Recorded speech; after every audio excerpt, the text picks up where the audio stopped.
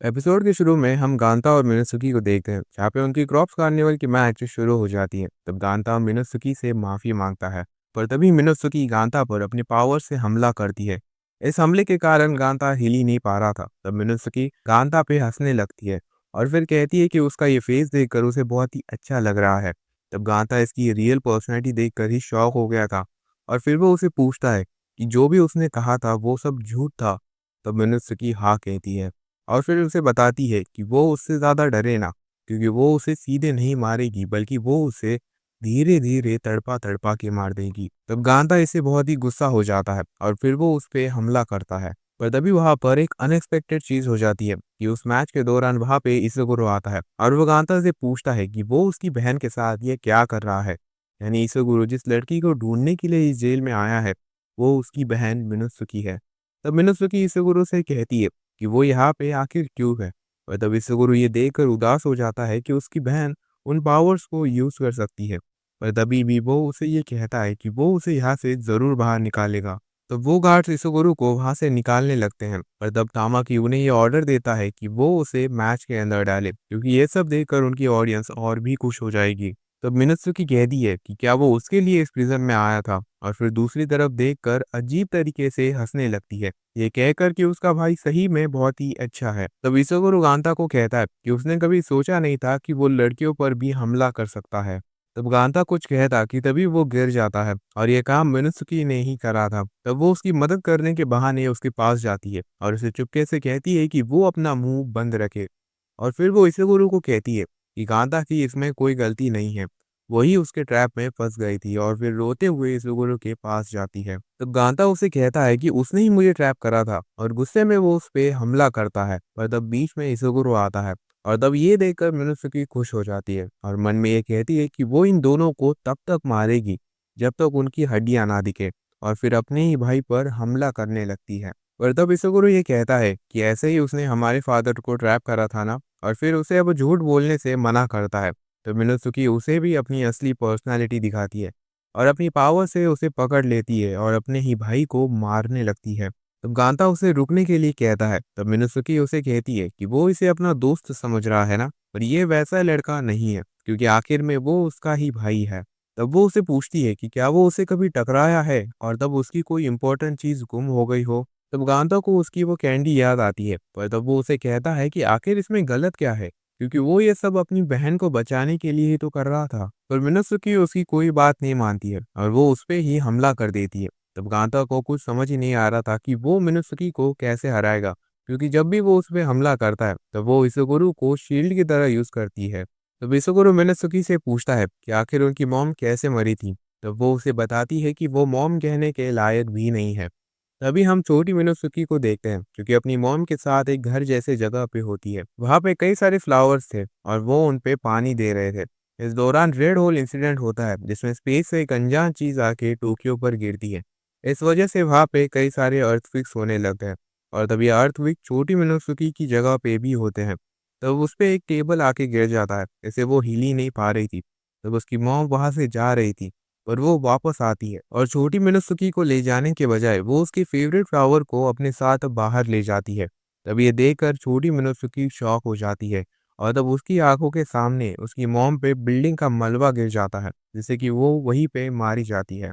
तब ये सब सुन के इसोगुरु को बुरा लगता है, पर मिनोत्सुकी उसे मारने लगती है और उसे कहती है कि वो उसे अपना डिप्रेस चेहरा दिखाए, नहीं तो वो उसे जान से मार देगी। तब इस दौरान गांता उस पे हमला करता है, जैसे वो इसुगुरु को तो बचा लेता है, पर मिनोत्सुकी गांता के हाथ अपनी पावर से पकड़ लेती है।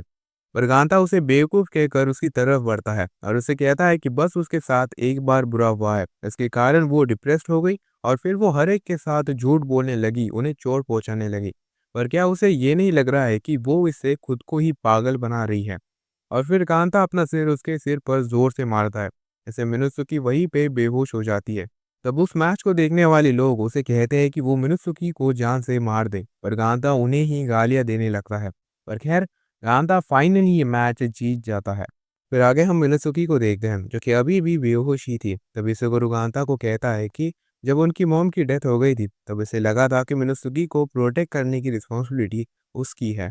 तभी वहां पे अर्थक्वेक आ जाता है। तभी से मिनोत्सुकी होश में तो आती है, पर तभी उसके ऊपर कई सारे ग्लासेस के टुकड़े और एक अलमारी गिर जाती है। पर तब उसके सामने इസുगुरो आता है और उसे बचा लेता है। तब मिनुत्सुकी को वो पल याद आता है जब वो उस अर्थक्वेक के कारण फंस गई थी। तब उसकी मॉम भी उसे छोड़कर चली गई थी, पर तब उसे बचाने के लिए उसका भाई इसुगुरो ही आया था। तो प्रेजेंट में हम देखते हैं कि मिनुत्सुकी इसुगुरो के पास जाती है और उसके शरीर से वो ग्लास के टुकड़े निकालने लगती है। तब गांता वहां से चला जाता है क्योंकि वो उन दोनों की बातों के बीच में नहीं आना चाहता था। फिर गांता क्रो से मिलता है, तब क्रो उसकी मैच की तारीफ करता है कि उसने वो मैच बहुत ही अच्छे से खेली। पर गांता उसे माफी मांगता है क्योंकि उसके कारण ही उसकी बाई आंख चली गई। तो क्रो उससे कहता है कि ये तो हर दिन का होता रहता है, पर हाँ, वो उसे अपनी फाइटिंग स्किल को और भी इम्प्रूव करने के लिए कहता है। फिर उसे वो कुछ टिप्स भी देता है जिससे कि वो अपनी फाइटिंग स्टाइल को इम्प्रूव कर सके। फिर आगे गांता और इसुगुरु एक साथ मेडिसिन लेने जाते हैं। तब गांता शीरो के बारे में पूछता है क्योंकि वो दोनों एक ही साथ थे। तब इसुगुरु बताता है कि जी ब्लॉक में आते समय वो अलग हो गए थे। फिर वो गांता से पूछता है कि आखिर वो शीरो को कैसे जानता है। तब गांता उसे बताता है कि वो दोनों बचपन के दोस्त हैं।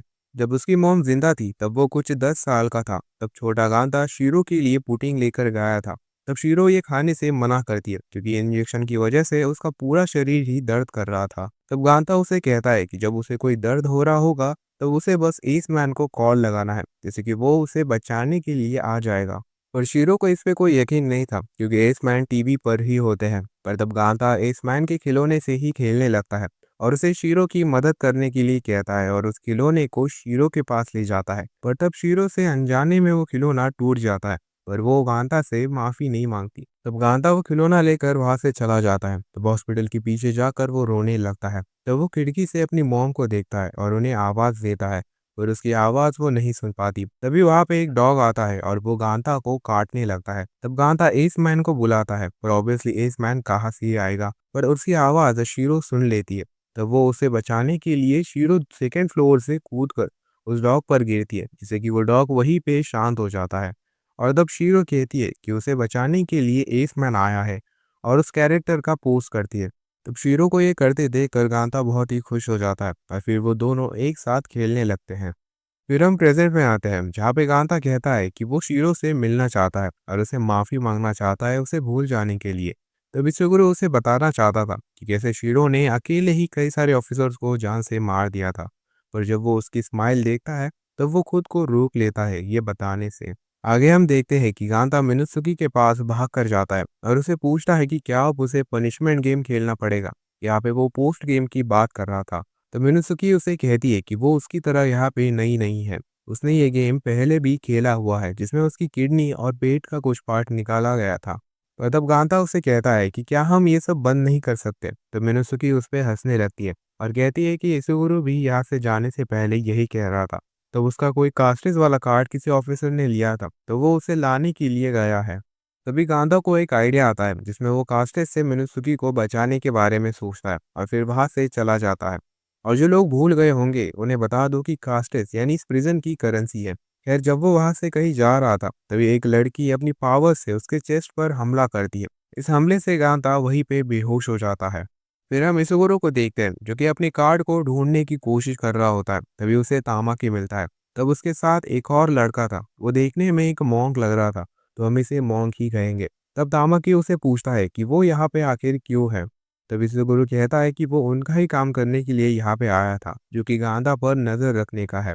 तो तामाकी उसे अपना काम अच्छे से करने के लिए कहता है और फिर वो उसकी बहन के बारे में बातें करता है कि वो ऑडियंस में बहुत ही पॉपुलर है और उसकी क्यूटनेस के कारण उसे अच्छी रेटिंग भी मिली हुई है। फिर वो कहता है कि मिनुत्सुकी की पनिशमेंट गेम शुरू हो गई होगी और आज पता नहीं उन्हें क्या मिलने वाला है, उसका पैर या उसका नाक या फिर उसकी वो आंखें। यह सब सुन के इसुगुरु बहुत ही गुस्सा हो जाता है, जैसे कि वो बिना सोचे तामाकी पे हमला करता है। पर तब वो मॉन्क बीच में आता है और वो इसुगुरु को बहुत ज्यादा मारता है।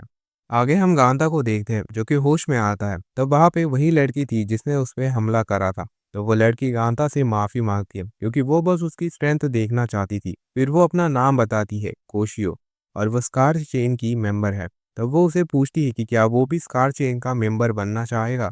पर गांधा को कुछ समझ नहीं आ रहा था कि पहले तो वो उसे मारती है और फिर उसे ज्वाइन करने के लिए कहती है, तो इससे वो क्यों ही ज्वाइन करेगा। और तभी वहां पे एक और लड़का आता है और कहता है कि क्योंकि वो उनकी तरह ही सोचता है, और फिर वो अपना नाम बताता है, नागी। और ये स्कार्च इनका लीडर है। फिर वो कहता है कि उनका एनिमी ये प्रिजन डेडमैन वंडरलैंड है और उनका गोल ये है कि इस क्रॉप्स कार्निवल के शो को खत्म करें।